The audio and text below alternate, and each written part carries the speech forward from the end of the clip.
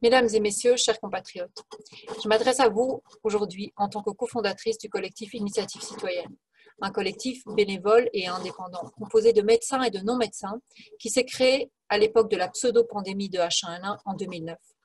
À l'époque, nous avions investigué sur le rapport bénéfice-risque de la vaccination et sur tout le contexte de crise qui était celui d'alors.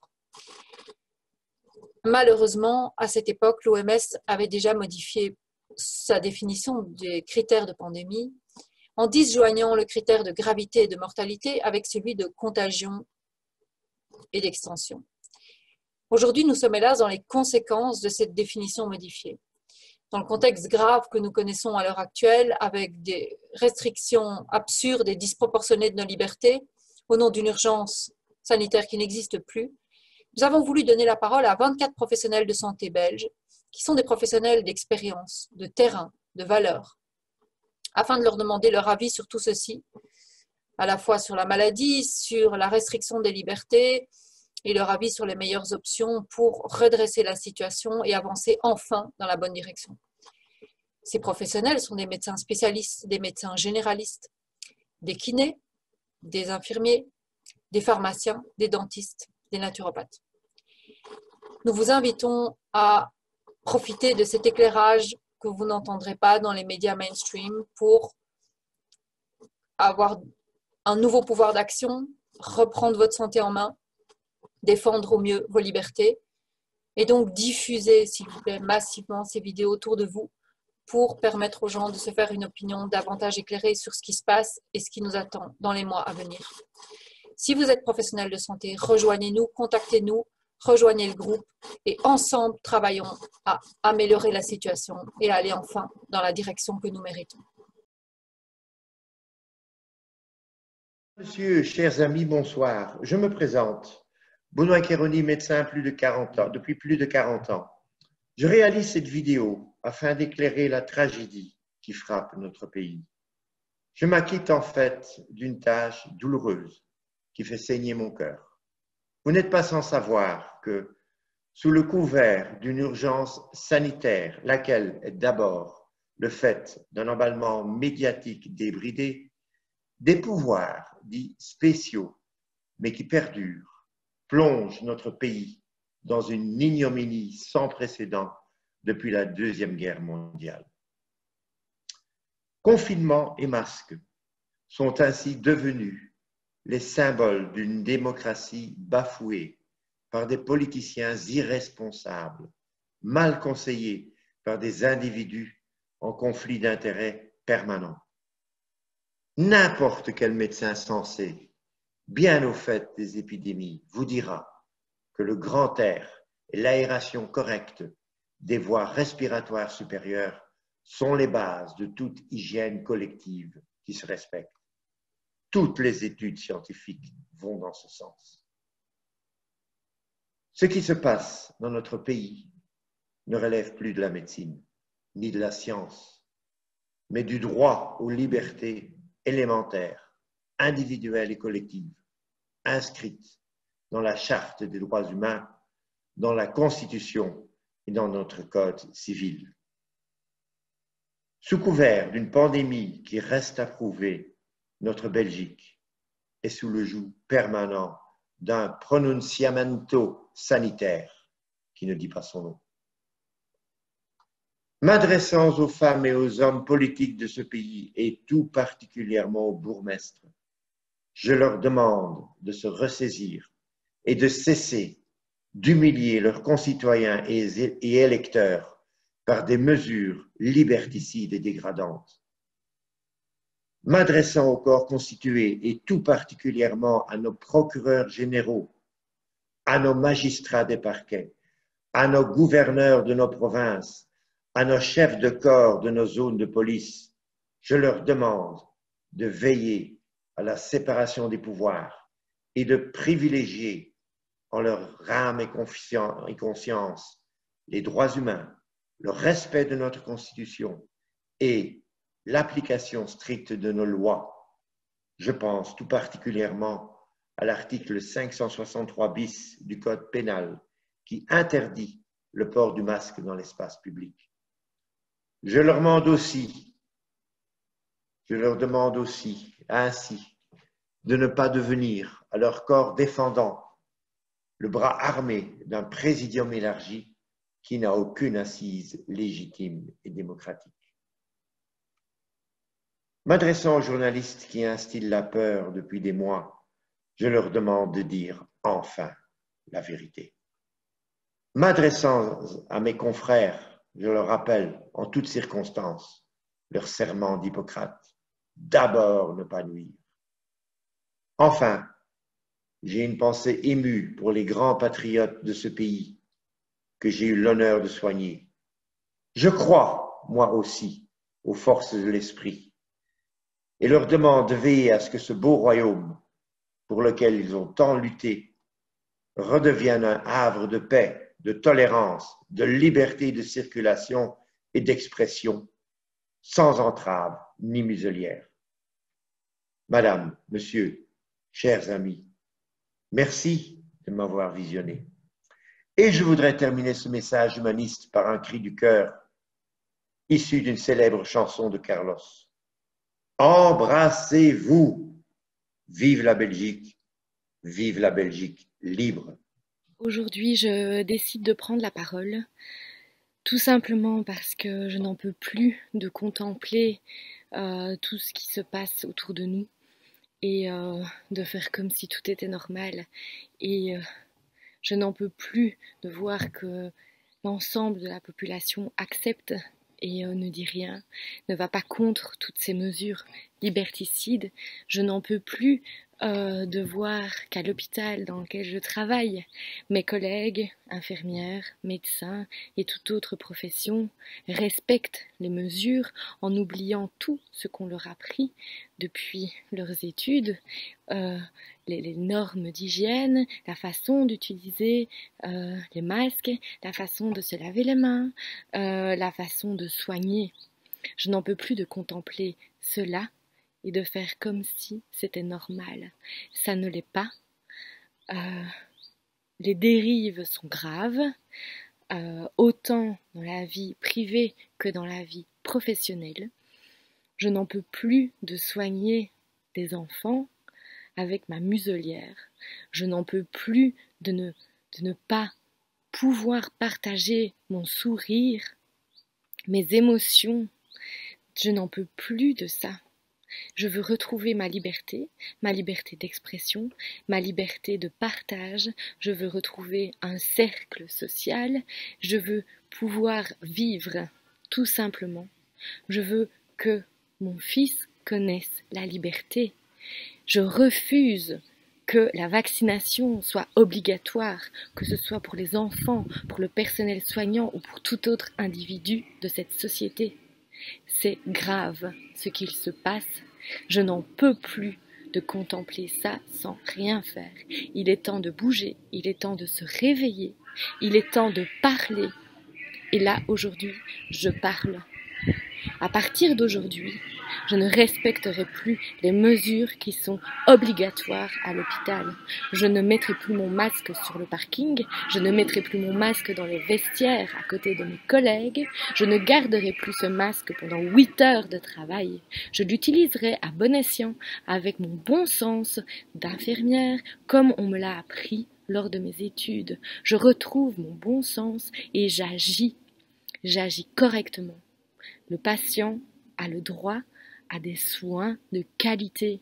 Le patient a le droit à l'information et non à la désinformation. La société a le droit à l'information. Je dis stop à la désinformation. Je dis stop à la manipulation des chiffres. Je veux de la transparence. Je veux que l'on explique aux gens qui ne connaissent pas les statistiques. Je veux qu'on leur dise la vérité. Bonjour. Je m'appelle Pascal Sacré. Je suis médecin depuis 25 ans et diplômé en anesthésie et réanimation depuis 17 ans. Je travaille actuellement en soins intensifs dans la région de Charleroi. J'ai voulu m'adresser à vous et m'exprimer à propos du Covid-19 aujourd'hui, d'abord en tant que médecin.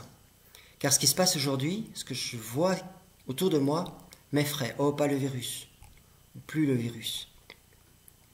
Mais plutôt toute cette propagande gouvernementale que l'on peut entendre au travers des médias, encore aujourd'hui. autour de ce virus. On voit encore aujourd'hui qu'on veut faire peur aux gens, qu'on veut faire peur aux gens alors que l'épidémie s'éteint. On peut voir ici sur pourtant les sites officiels publiés par Cienzano, qui est donc l'organe officiel de gestion de cette crise Covid-19. On peut voir sur ce site des graphes qui parlent d'eux-mêmes. Et on voit par exemple sur celui-ci qu'effectivement, le nombre d'hospitalisations liées au Covid-19 baisse continuellement ici jusqu'au 30 juillet. Et ça, c'est la réalité. On voit également, parallèlement, que le nombre d'admissions en soins intensifs diminue continuellement. Et enfin, le nombre de décès que l'on peut rattacher au Covid-19 diminue continuellement de semaine en semaine. Et tout cela est officiel, et tout cela est la réalité médicale.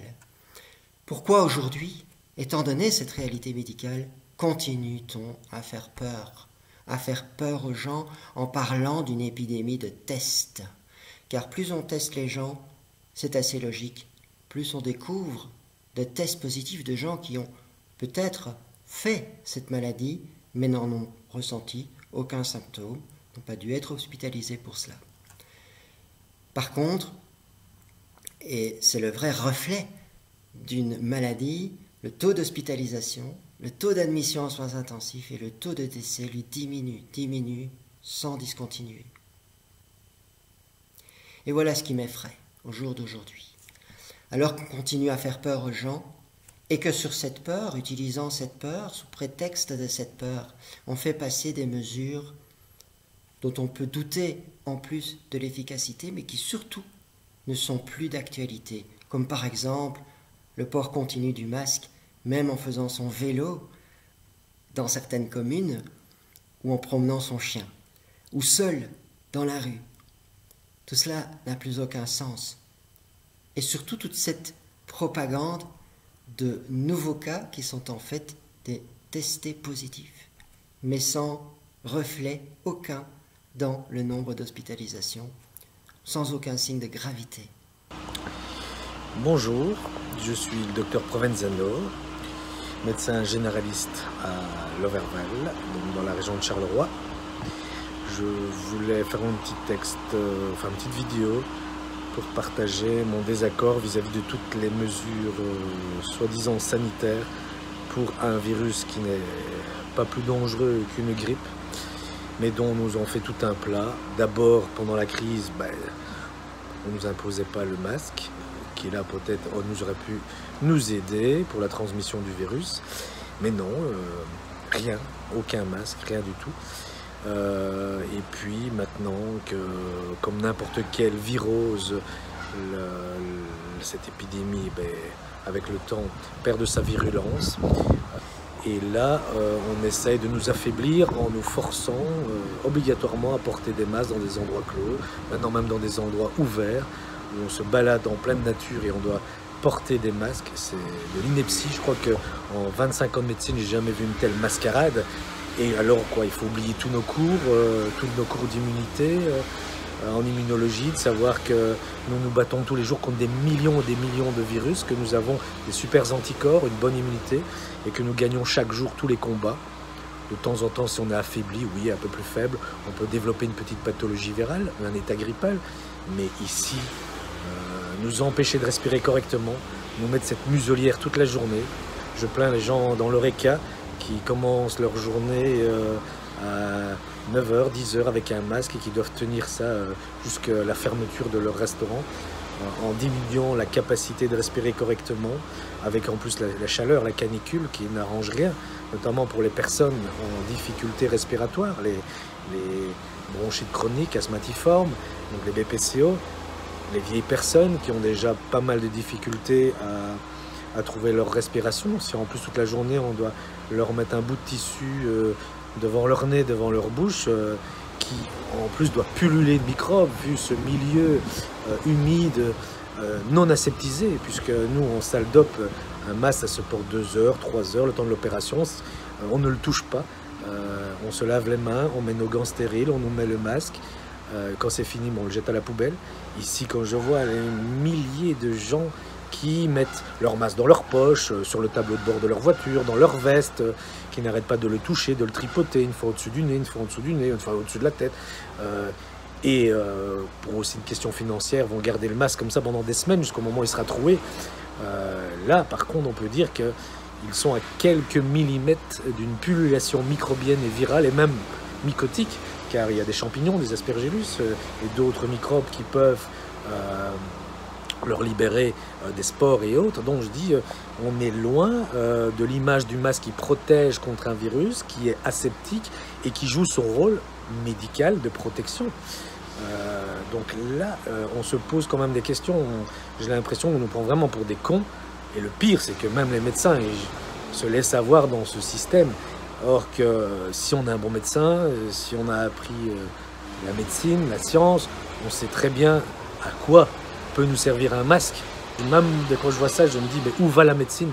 Mes propres enfants, j'ai même pas envie qu'ils fassent la médecine parce que c'est plus ça la médecine, c'est de la prescription pour Big Pharma. C'est de suivre les guidelines inscrits pas par des scientifiques, mais de nouveau par des lobbyistes. Et si c'est ça le monde, moi, je préfère partir, même sans coronavirus. Parce que la vie ne vaut pas la peine d'être vécue dans de telles conditions. Voilà, c'était le coup de gueule du docteur Provenzano. J'espère que beaucoup de gens vont se réveiller de cette situation. Je pense être dans un rêve éveillé. Si un jour on m'avait raconté cette histoire, j'aurais dit bah, c'est une bonne histoire belge. Ben non, c'est la réalité. Et le problème, c'est que c'est dans le monde entier. Par cette petite capacité, ce pouvoir qu'ont ces gens qui sont au-dessus de nous, qui pensent que le peuple n'est pas fort. Mais quand le peuple va se retourner, ça va faire très mal. Dans ma formation, nous apprenons également l'importance de respecter les besoins fondamentaux de l'individu. Donc, nous travaillons sur le concept de Virginia Anderson, qui parle de 14 besoins fondamentaux qui permettent à la personne d'être en bonne santé.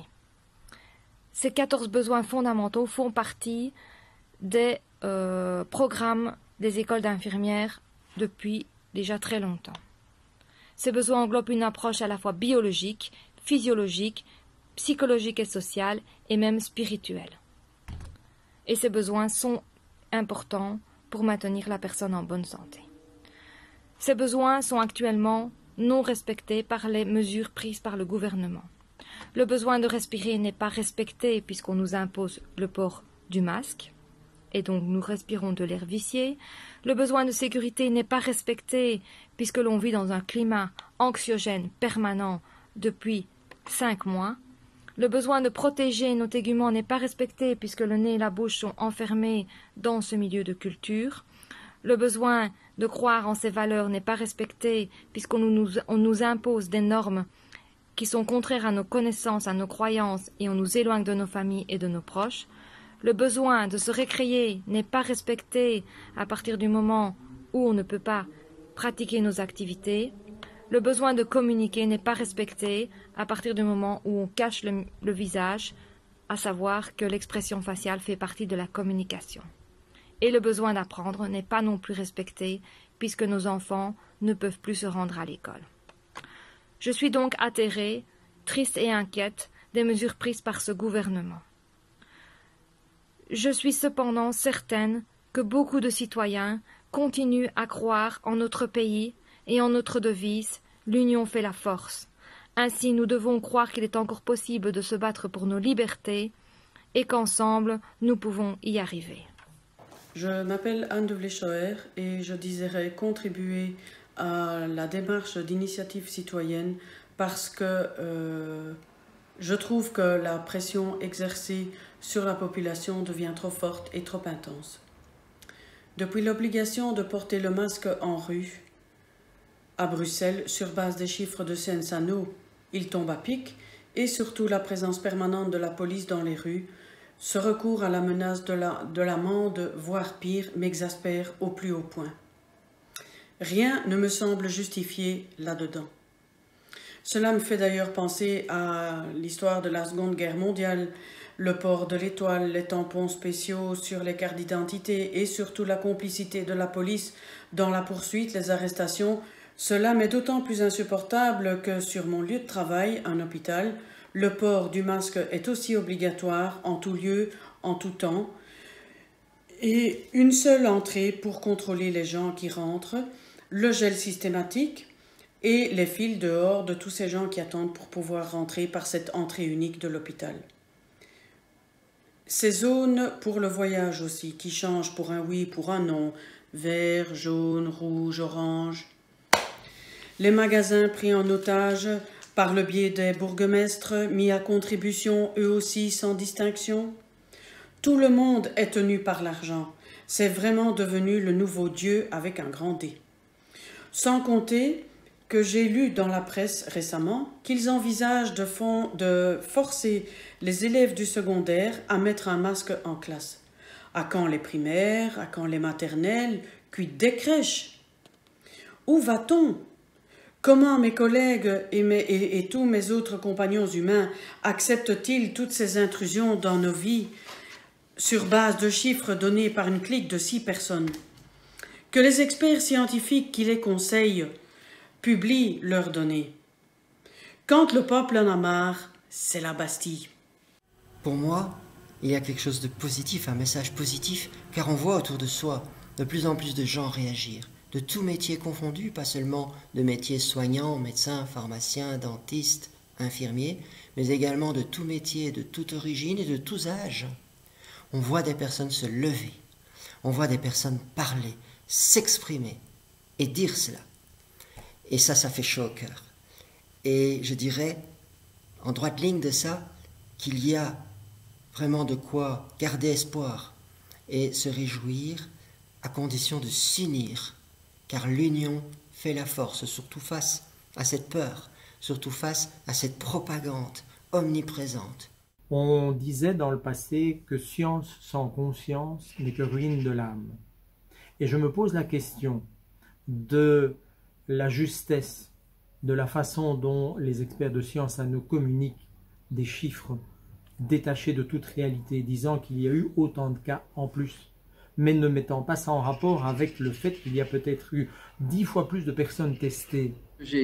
Avec cette histoire de confinement, où on dit, oui, si on ne fait rien, au 31 juillet, ce sont des mathématiciens flamands qui ont dit, on va de nouveau avoir une seconde vague, un pic épidémique. D'accord? Alors, si le nombre de cas augmente, est-ce que le nombre de cas augmente parce que l'épidémie revient ou bien parce qu'on fait plus de tests? La seule manière de le savoir, c'est faire un pourcentage de tests positifs au cours du temps. Si tu fais le rapport entre le nombre de cas testés positifs sur le nombre total de tests sur la journée, le rapport reste toujours aux alentours de 0,3 à 5%. Et il ne décolle pas. Or, s'il y avait une deuxième épidémie, une deuxième vague, ce pourcentage devrait augmenter. Il n'augmente pas depuis 100 jours. Depuis le 28 avril, on est toujours en bas.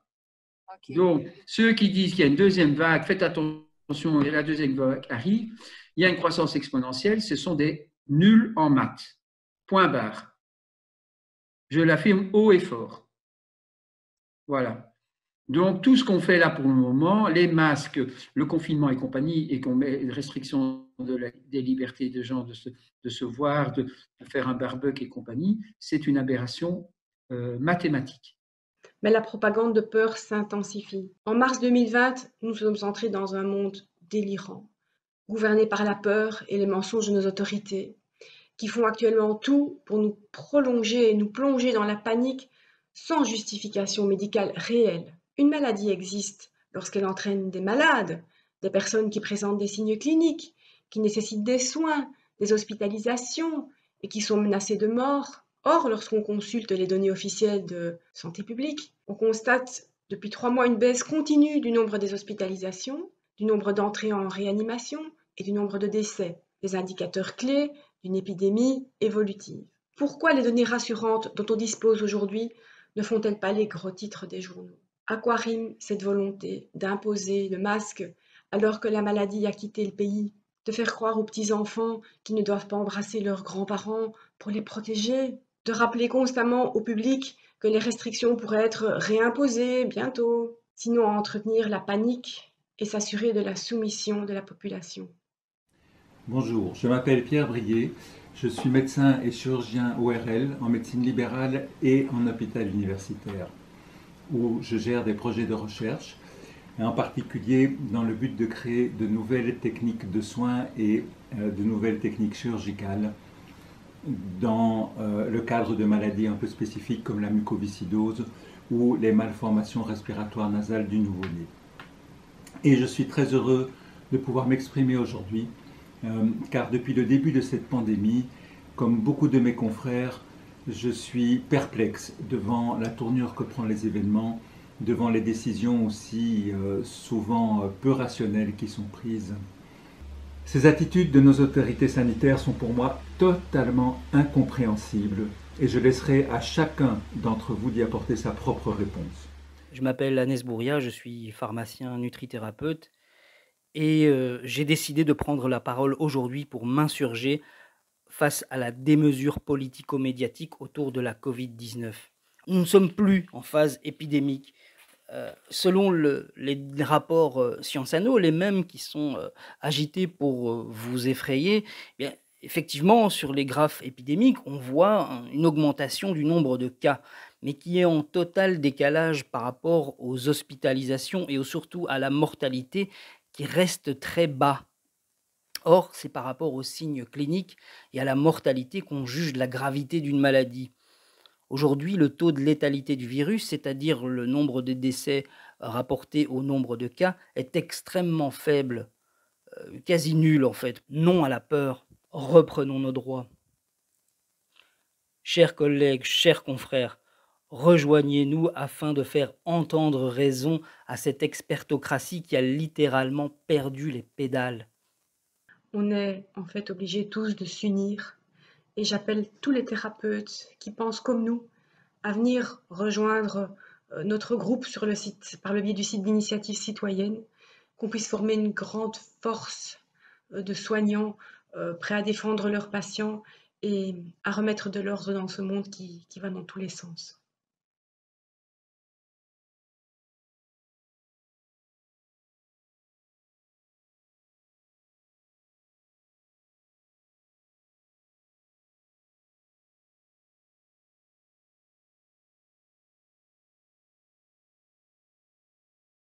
Aujourd'hui, je suis très inquiète des décisions prises par notre gouvernement. J'ai l'impression qu'on nous infantilise, qu'on nous oblige à vivre dans la peur, qu'on nous prive de liberté. Pour moi, une des choses les plus importantes serait de plutôt nous apprendre à prendre soin de notre santé, à ne pas tomber malade. Et comment ne pas tomber malade? En prenant soin de notre système immunitaire. Alors comment prendre soin de notre système immunitaire? Simplement en sortant de chez nous, en s'aérant, en respirant l'air frais, sans masque. Un autre moyen de prendre soin de notre système immunitaire est de se nourrir correctement, c'est-à-dire ne pas manger de produits industriels, on trouve quasi que ça dans les supermarchés, en mangeant des fruits et des légumes non arrosés par des pesticides, c'est-à-dire il faut consommer bio, en prenant soin de notre corps, c'est-à-dire en faisant du sport, et surtout en vivant dans la joie, en évitant la peur. Et aujourd'hui, autour de nous, il n'y a plus que ça. Bonjour. Je me présente en tant que médecin et père de 6 enfants. Je suis sidéré par la crise du coronavirus. Pour moi, le coronavirus est un virus qui amène de nombreux symptômes grippaux, plus ou moins forts, suivant les personnes. Certaines personnes, malheureusement, devront se rendre à l'hôpital, seront peut-être placées en réanimation suite à des problèmes respiratoires, dont la cause semble non pas pulmonaire, mais bien sanguine, en rapport avec des thromboses pulmonaires qui empêchent l'oxygénation des tissus. Et malheureusement, nous allons déplorer quelques personnes qui vont décéder principalement des patients atteints de nombreuses pathologies ainsi que des personnes très âgées. Confiner pour moi n'était pas la solution. Une grippe entraîne une immunité collective. Laisser circuler le coronavirus aurait entraîné une immunité collective.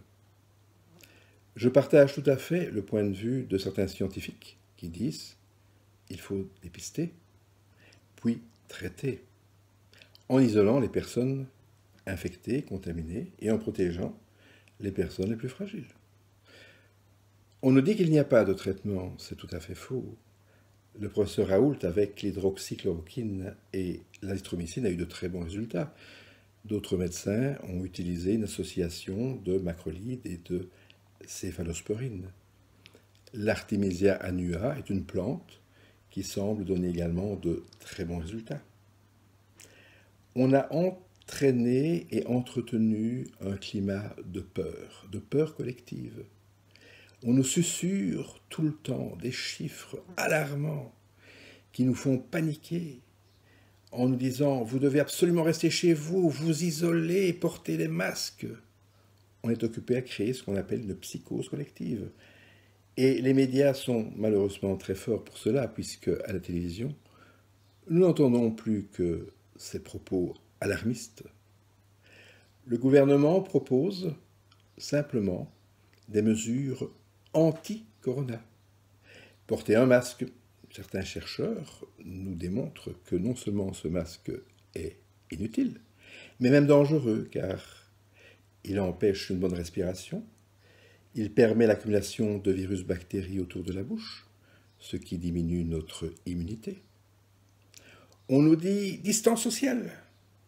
C'est contre la nature humaine. Nous savons bien que les contacts familiaux, amicaux, sociaux sont très importants, à la fois pour notre bien-être et pour une bonne immunité. On est occupé à nous isoler, on est occupé à nous confiner, à nous mettre dans nos prisons particulières, à saper toutes nos libertés. Mais c'est étonnant, il n'y a absolument aucune mesure pour augmenter notre immunité. On ne nous dit jamais « mangez mieux, plus de légumes, plus de fruits, prenez l'air, détendez-vous, soyez moins stressés, prenez des stimulants de l'immunité comme le zinc, la vitamine C, la vitamine D, des probiotiques, des oligo-éléments et bien d'autres produits. » On ne parle que du virus, on ne parle pas de la personne. Apparemment, seul se protéger du virus nous aide et non pas augmenter notre immunité.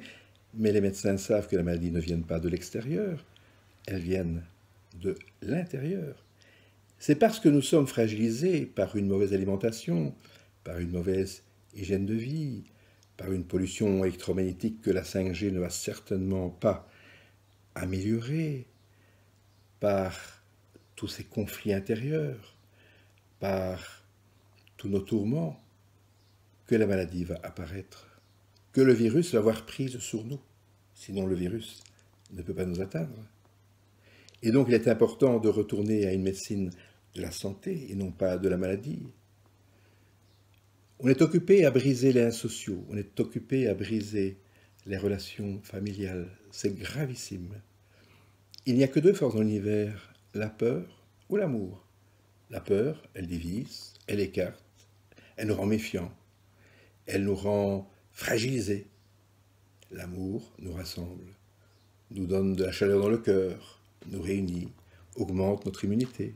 À nous de choisir, libre ou confiné, amour ou peur. Dans cette crise, je ne comprends pas pourquoi on a très peu parlé du système immunitaire, comme s'il avait disparu, comme s'il n'existait pas. Alors qu'on sait pertinemment bien que les personnes qui sont réellement décédées du Covid sont des personnes principalement très âgées et qui avaient une ou plusieurs pathologies lourdes, donc un système immunitaire déjà affaibli. Alors comment on va renforcer son système immunitaire? Eh bien, un peu comme un sportif va s'entraîner régulièrement pour garder une certaine performance physique, on va exposer notre corps à des challenges réguliers et adaptés à chacun. Donc on va s'exposer au chaud, au froid, on va s'exposer au soleil, on va s'exposer au vent, à la pluie, on va nager dans la mer, dans les rivières froides. On ne va pas rester confiné chez nous. On va faire du sport, on va bouger.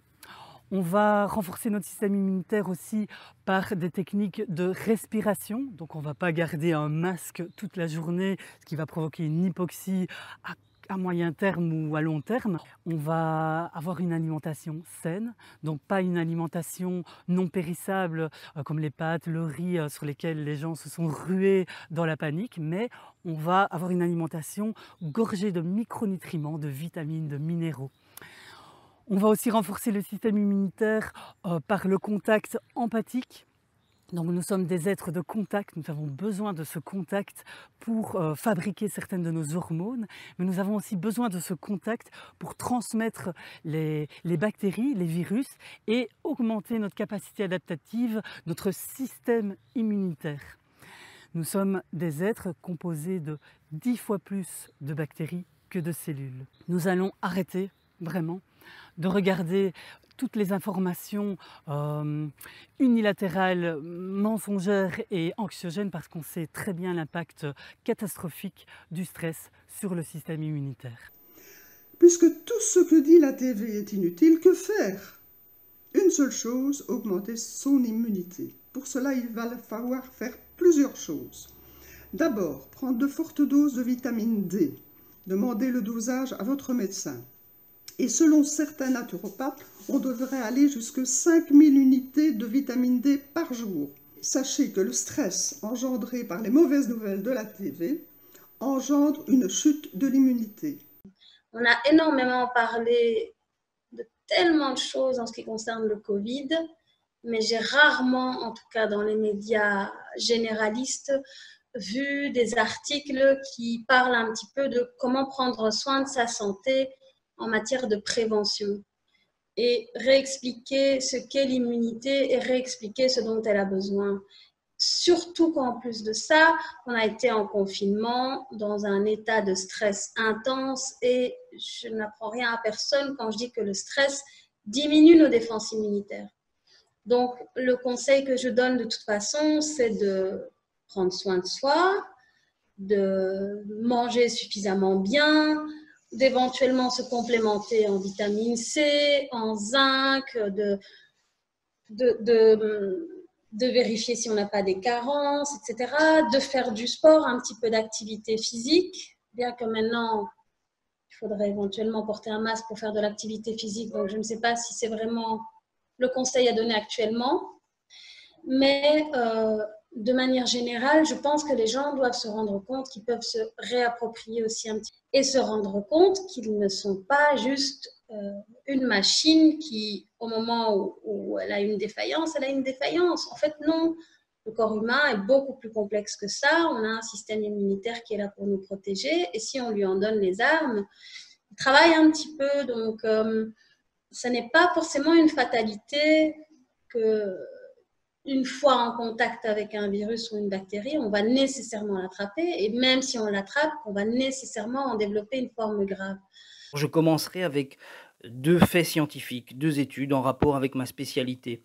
La première qui établit un lien entre les faibles taux de vitamine D et le risque accru de développer une forme grave de Covid. La seconde étude indique que le zinc en supplémentation aurait un effet protecteur, voire thérapeutique en combinaison contre la Covid. Alors, est-ce que les experts catastrophistes vous parlent de tout ça? Non. Leur doctrine ressemble à l'hygiénisme maladroit du 19e siècle, alors qu'on sait aujourd'hui que le terrain immunitaire des individus et des populations est un facteur capital dans la dynamique des infections et des épidémies.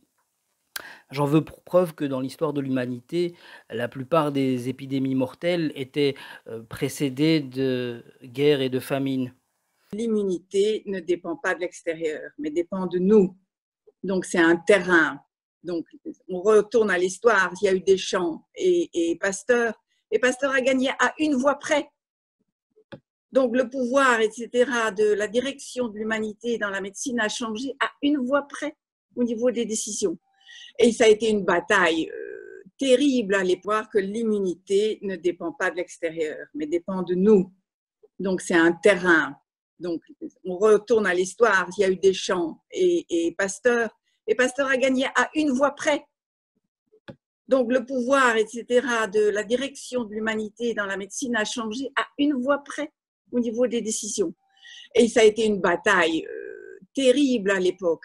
Donc, voilà, ok, donc c'est juste, mais il faut savoir, il faut remettre l'immunité à sa place. Donc, maintenant, nous voyons très bien que la grippe, donc ce Covid-là, c'est l'équivalent d'une grippe, même pas d'une grippe espagnole, puisqu'on a les moyens de la soigner. La grippe espagnole, quand elle est arrivée en 19, il n'y avait pas moyen de la soigner. Les connaissances n'étaient pas là. Les connaissances sont là, les médecins sont là, tout le monde est là, les naturopathes sont là pour apprendre comment gérer un corps physique.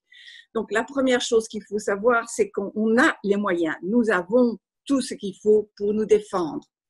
Nous avons un corps très bien agencé et nous avons les gens autour de nous. À Bruxelles, c'est bourré de thérapeutes compétents, de médecins compétents, des orthomoléculaires, enfin toutes sortes de gens. Vous avez une équipe médicale extraordinaire, compétente. Donc voilà, première chose, c'est la remettre l'immunité à sa place. Cette croyance-là, il faut la changer de croyance parce que nous sommes guidés avec nos croyances et on a pendant ces années trop voulu faire croire pour des raisons commerciales que tout se passait à l'extérieur de nous et que l'immunité ne dépendait pas de nous. Donc voilà, il faut remettre l'immunité à sa place. On n'a jamais eu de discours sur stimuler son système immunitaire. Comment je fais pour aller bien? Parce que en fait, le virus c'est une chose, mais le plus important c'est le terrain sur lequel il va se développer. Donc si le terrain est sain, il n'y a aucune raison d'avoir peur d'un virus. Et pourquoi ne pas donner aux gens des messages de prévention pour améliorer son terrain? Et tout simplement, avec parfois des vitamines, on n'en a jamais parlé. Apparemment, le zinc est un élément essentiel dans le cadre de cette épidémie, on n'en a jamais parlé. Prendre l'air, c'est essentiel. Respirer correctement, dormir correctement, s'alimenter correctement avec des produits sains, cuisiner soi-même, etc. Et qu'est-ce qu'on a fait? Exactement le contraire. Enfermez-vous chez vous, barricadez-vous, ne respirez plus. Avec les masques, c'est encore pire. On bloque encore plus la respiration saine. Et puis quoi? La peur, c'est vraiment un régime de terreur. Et donc, le système immunitaire, il est par terre avec le régime de terreur. En tant que professionnels de la santé, nous avons également un rôle de prévention à jouer. C'est pourquoi j'aimerais attirer votre attention sur le fait que votre organisme est muni d'une arme redoutable, votre système immunitaire. De nombreuses études ont mis en évidence un lien étroit entre la sévérité du Covid et la carence en vitamine D et zinc notamment. Plus les carences sont élevées, plus la sévérité est élevée. Ces mêmes vitamines sont la base de notre système immunitaire. Elles le rendent optimal et régulent ses réponses face à l'intensité de l'attaque virale. Néanmoins, une déficience de ce système immunitaire ne se voit pas forcément à la forme physique d'une personne. Ainsi, certains, d'allure sportive et en bonne santé, peuvent en être démunis. Ne vaudrait-il pas la peine pour chacun de s'assurer qu'il n'a aucune carence et si c'est le cas, de les suppléer ? Ne serait-il pas plus efficace de faire cela plutôt que de porter de manière intempestive ce masque qui peut même être très nocif pour la santé? Lorsque nous parlons de maladies infectieuses et d'épidémies infectieuses, je pense qu'il faut commencer par parler de l'immunité. En effet, depuis la nuit des temps, l'être humain vit entouré d'une myriade de bactéries et de virus qui vivent en symbiose avec lui. Ces micro-organismes sont parsemés sur notre peau, sur nos muqueuses, dans notre système digestif et ont des fonctions extrêmement importantes, je dirais même vitales pour notre santé et pour notre survie. Notre système immunitaire a comme fonction de mettre une barrière à leur pénétration à l'intérieur des tissus, de manière à ce qu'elles restent en surface où elles peuvent avoir leurs actions tout à fait bénéfiques pour notre corps. Les éradiquer de notre monde est donc tout à fait impossible et illusoire. les virus et les bactéries font et feront toujours partie de notre environnement. Alors, de quoi notre système immunitaire a-t-il besoin pour nous protéger, justement? Eh bien, il a d'abord besoin d'être en contact avec ce monde microscopique, car c'est ainsi qu'il entretient ses fonctions. La deuxième chose, c'est qu'il a besoin d'une hygiène de vie correcte, c'est-à-dire qu'il a besoin que nous puissions nous nourrir de manière saine et équilibrée. Nous ne sommes pas faits pour manger de la nourriture transformée et industrielle. Il a besoin que nous soyons protégés d'un monde trop chimique et trop toxique. Il a besoin que nous puissions prendre l'air, que nous puissions avoir des contacts avec la nature, que nous puissions bouger, être en mouvement. Il a besoin que nous ayons des contacts sociaux, car pour l'être humain, c'est quelque chose d'extrêmement important pour l'équilibre psychique et donc pour le bon fonctionnement du système immunitaire. Avec la prolongation dans le temps de toutes ces mesures sanitaires, ainsi que la communication médiatique catastrophiste, on stresse la population, un stress extrêmement délétère pour nos défenses immunitaires. Avec les mesures de distanciation, on nous empêche d'échanger des germes en majorité totalement inoffensifs pour les individus en bonne santé et qui contribuent à activer notre système immunitaire. Notre système immunitaire, comme toute fonction physiologique, une fois qu'elle n'est plus suffisamment sollicitée, elle perd en performance. Depuis que cette épidémie de coronavirus s'est propagée en Europe et en Belgique particulièrement, nous avons entendu toute une série de recommandations venant des autorités qui s'appuyaient sur des recommandations de spécialistes, virologues, épidémiologistes, dont les avis ont maintes fois changé et sont actuellement remis en question. Ce qui est regrettable, c'est que les seules mesures qui aient été proposées sont des mesures de protection, c'est-à-dire port d'un masque, distanciation sociale, des mesures d'éviction, des mesures de quarantaine ou de confinement. À aucun moment on n'a entendu parler de ce qu'il faut faire pour que notre immunité naturelle prenne le dessus, c'est-à-dire nous permette d'éviter de tomber malade ou, en cas de maladie, limite les dégâts à une petite infection de type grippe légère ou banale et ne parte pas vers un emballement qui aboutit finalement à des catastrophes et parfois malheureusement le décès. On a parlé de cette fameuse tempête de cytokines qui est une hyperréaction du système immunitaire. Or, il faut savoir que le plus important dans notre immunité, c'est d'assurer à notre corps la possibilité d'optimiser ses défenses par deux approches. Une approche nutritionnelle qui est indispensable pour fournir à notre corps ses moyens de défense. Depuis l'aube de l'humanité, l'homme a survécu à toute une série d'infections en tout genre jusqu'à aujourd'hui occuper toute la planète et représenter 7 milliards d'individus. C'est grâce à la force de ce système immunitaire et jusqu'à présent, nous n'avons pas eu besoin de vaccins et de peu de médicaments pour pouvoir survivre à ces infections.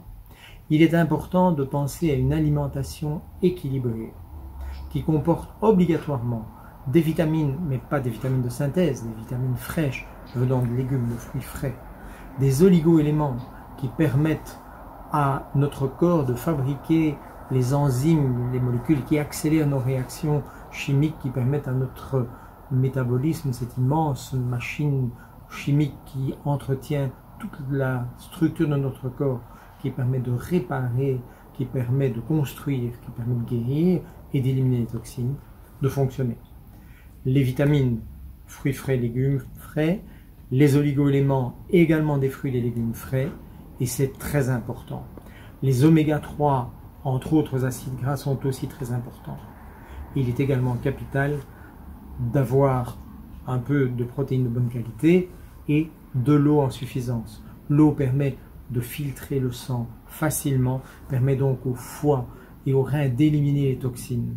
Et c'est une surcharge de toxines qui cause l'emballement du système immunitaire qui perturbe le fonctionnement de notre corps, c'est un des facteurs expliquant que certaines personnes répondent très mal ou beaucoup trop fort au coronavirus et développent non pas une petite infection, mais un Covid-19 très grave. L'autre élément en face de cela, c'est tout ce qui est émotionnel, santé physique, dans le sens aération, oxygénation, exercice physique, marche, course, qui permet d'éliminer les toxines, de brûler les graisses en excès, d'apporter au corps de l'oxygène et de l'air. Finalement, le risque n'est pas aussi grand qu'on pourrait le croire si on voit ça simplement sur base de pourcentage. Donc, je répète un petit peu le profil des patients qui ont été hospitalisés aux soins intensifs, la mortalité telle qu'elle a été actuellement recalculée par l'OMS, puisque récemment, l'OMS parle d'un taux de mortalité de 0,6%. Probablement que ce chiffre va encore bouger, puisque maintenant on teste énormément de personnes. Donc, ça permet aussi de savoir finalement combien de personnes ont contracté la maladie, puisque c'est ça qui permet de faire le rapport entre le nombre de personnes qui décèdent sur le nombre de personnes qui contractent la maladie. Donc, je pense qu'amener des informations factuelles, c'est ce qui permet un petit peu de rassurer les gens. Mais pour être honnête, même comme ça, évidemment, une fois qu'on est dans un contexte d'anxiété généralisée comme ils sont parfois, eh bien, on aura beau dire des choses objectives, à un moment donné, c'est le subjectif et le psychologique qui entrent en ligne de compte et c'est très très difficile de rassurer les gens une fois qu'ils sont vraiment dans cet état d'anxiété. Alors, j'ai pu constater que lors de cet épisode du Covid, les techniques dites alternatives ont été complètement occultées. D'ailleurs, la médecine classique a subi quasiment le même sort.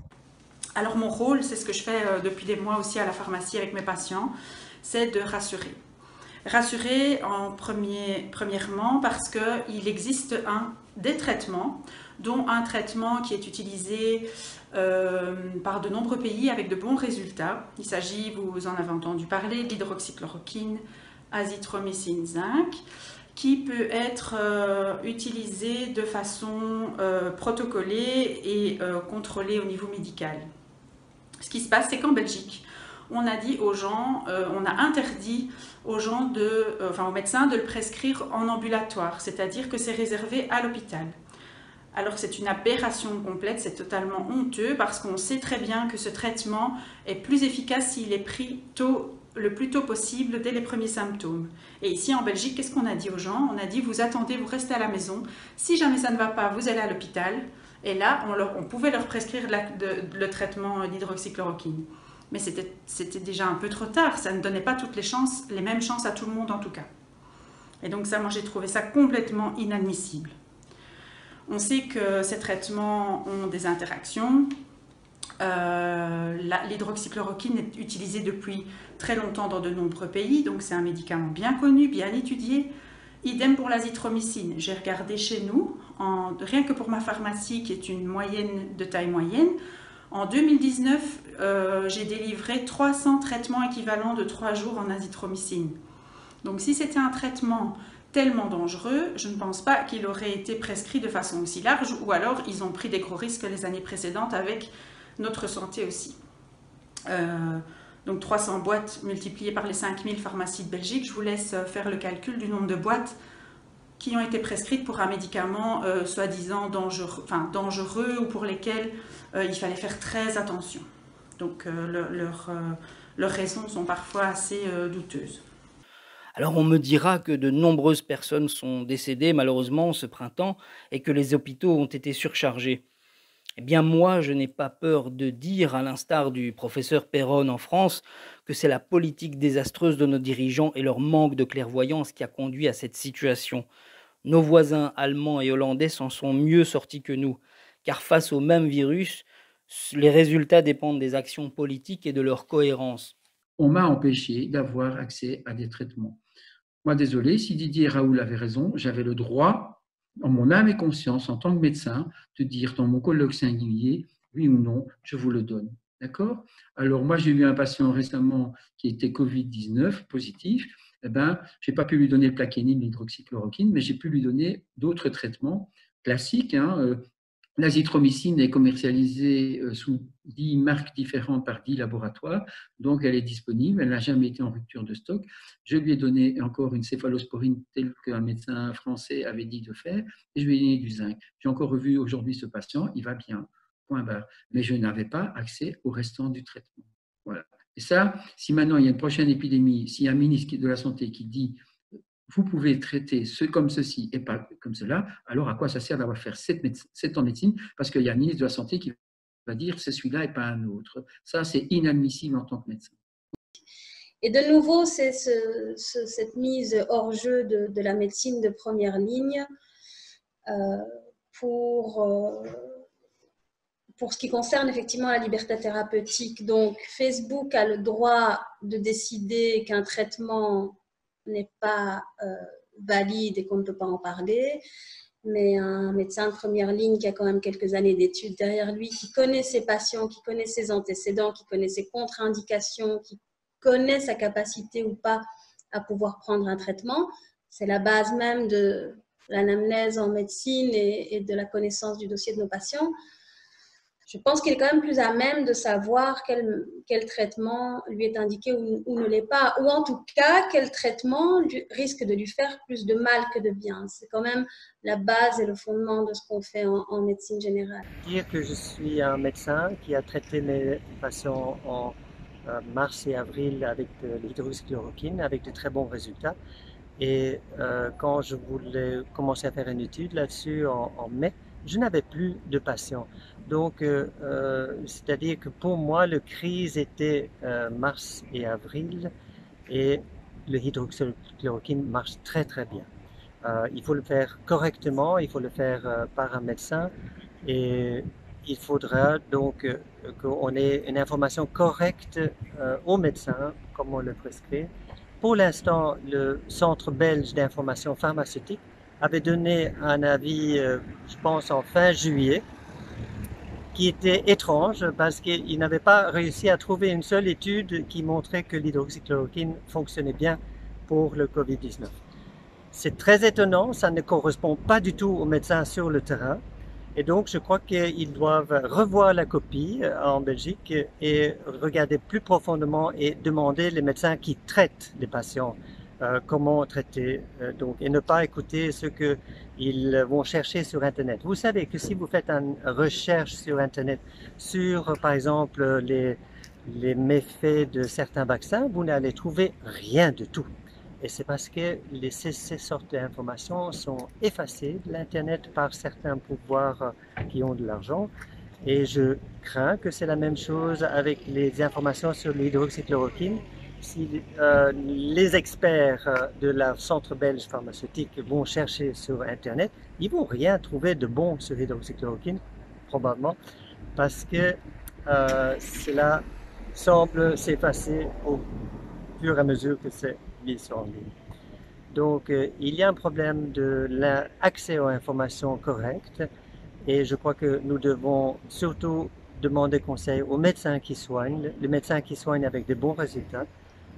Donc, on a eu le professeur Raoult en France et on a aussi le professeur Perron qui a fait un très très bon travail. Et ce sont des personnes que je respecte énormément. Et je pense que c'est à ce genre de personnes qu'il faut demander conseil. Les traitements dans une maladie virale existent. Et pour venir à un aspect un peu plus médicalement technique, nous avons le zinc qui stimule l'immunité. Nous avons l'azithromycine qui est un antiviral et un anti-inflammatoire, un anticytokine surtout, en plus d'être un antibiotique n'attaquant pas les bactéries intestinales. Donc c'est un médicament extrêmement précieux justement dans le cadre de la Covid-19. Et puis il y a l'hydroxychloroquine, je ne m'étendrai pas sur ce sujet très controversé, mais il est quand même surprenant que ce médicament vieux de certainement 50 ans, reconnu par son innocuité, ait été en interdiction de délivrance dans les pharmacies pendant justement le pic épidémique, et alors que l'Institut des maladies infectieuses de Marseille avait fait des premiers essais montrant son efficacité sur la Covid-19. C'est une des mesures de plus qui reste en point d'interrogation dans notre esprit.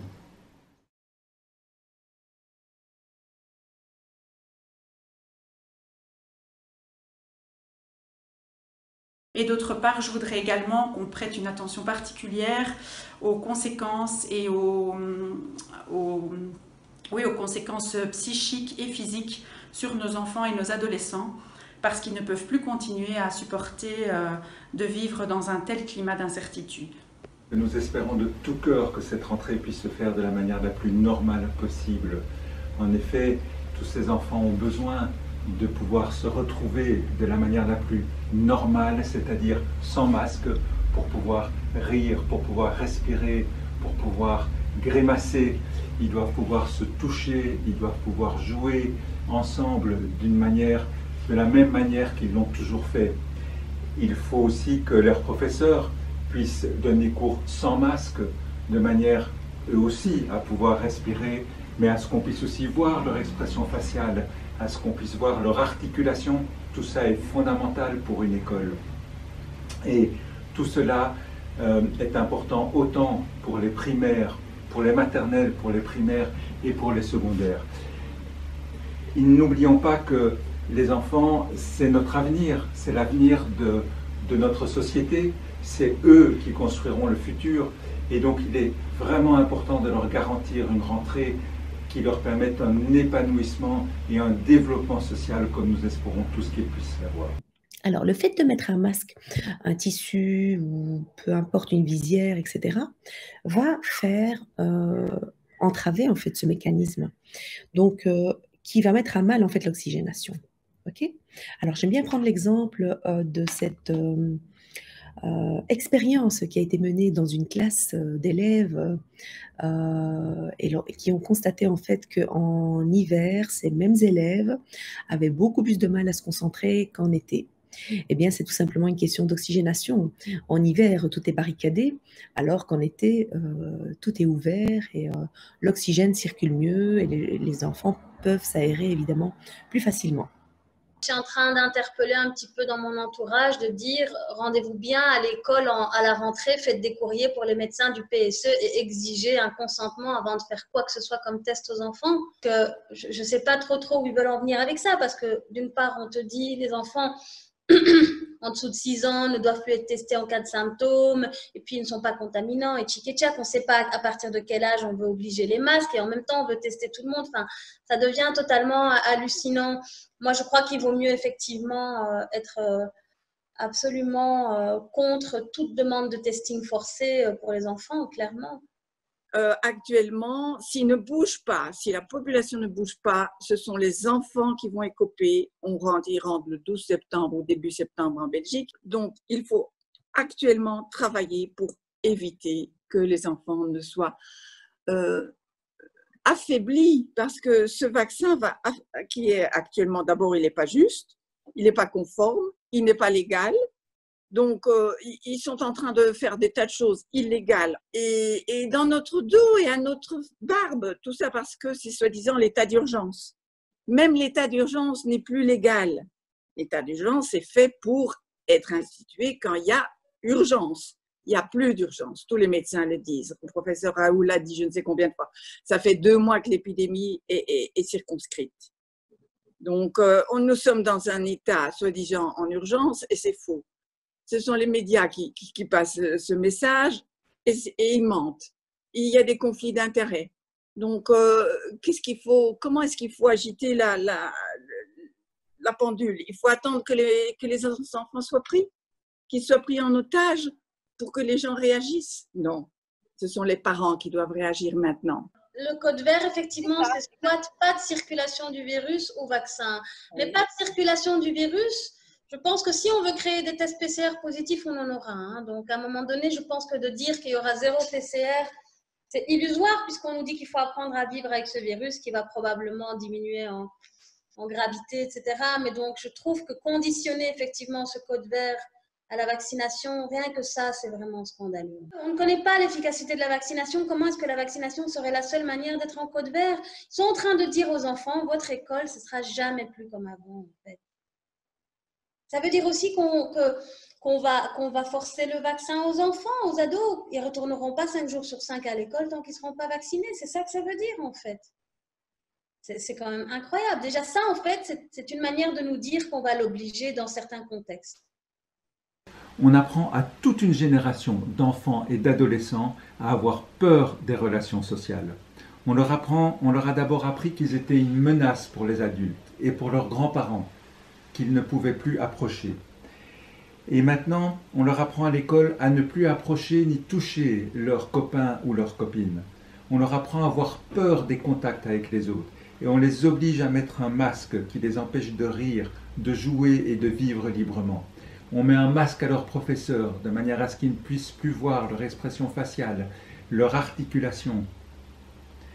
Quelle génération sommes-nous en train de créer ainsi? Et pour protéger qui et de quoi?